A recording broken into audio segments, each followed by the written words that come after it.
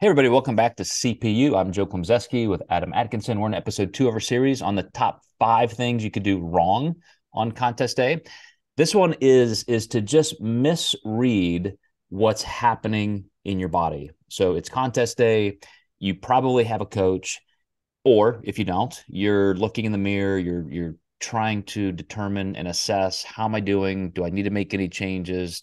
Take away this, add that. And it becomes really easy to second guess yourself in a bad way. I mean, Adam, if I were competing today, I wouldn't trust myself. I would need somebody like you to get my back. Here's what I'm seeing, Adam. What do you think? And we need those objective outside sources to help us with that.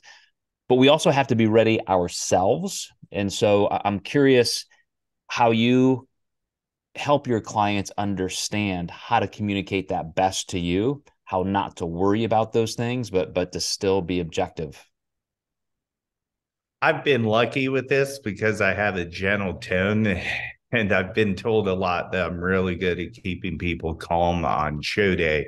So nothing really phases me or worries me too much because typically we're not taking half court shots or doing anything so drastic in the first place. So I think this helps me avoid these situations in the first place. So I hate to say I don't have a lot of experience of it going the other way too much, aside from a couple weeks ago, I had a guy look straight down at his legs and said, "My legs look soft." And I said, "When was the last time you assessed your physique by looking straight down at your legs?" And he said, "I guess you're right. Never." I'm like, "Look in the mirror over here." And he was like, "Oh, you're right. I'm not bad off." And I was like, "Yeah, you never check out your legs looking like that." So they did look like crap from that angle. Mhm. Well, besides the objectiveness of just looking at yourself, I like to tell clients, if possible, flying may not be possible, but, take the same scale you've been weighing on. Let's make sure we know whatever times of day you weigh, we're seeing those kinds of objective data points along with what we are both seeing.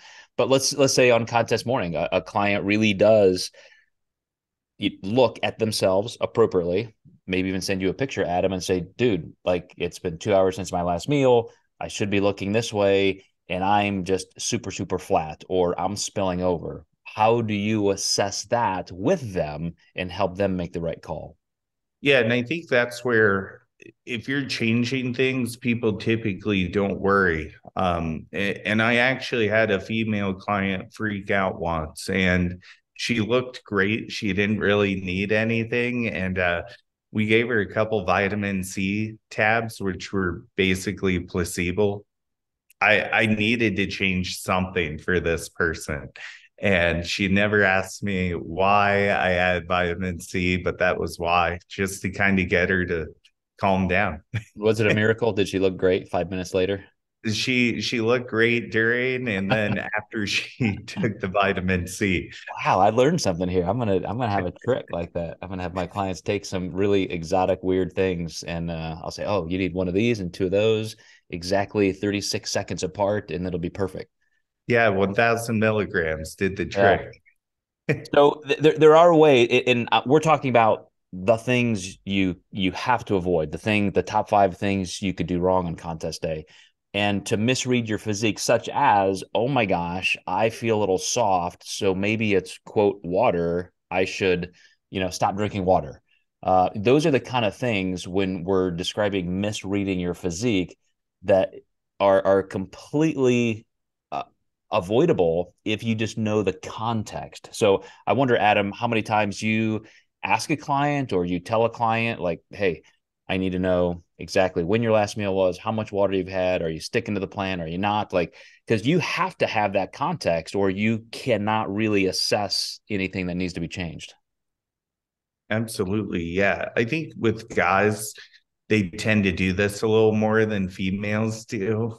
And it's easy to, sometimes think that you can take matters into your own hands, but you have to look back and think, what am I paying this person for in the first place?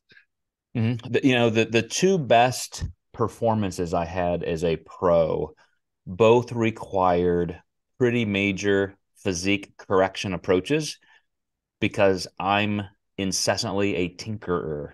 I look at myself and oh, what do we need to do better? What's wrong? What's this? And I start almost doing too much. I'm that bad client that should have just taken 2 vitamin C tablets.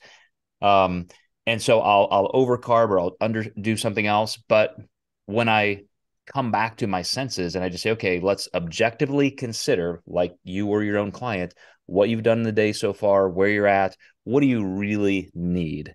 I think that's the best way you can help yourself to avoid those physique correction miscues.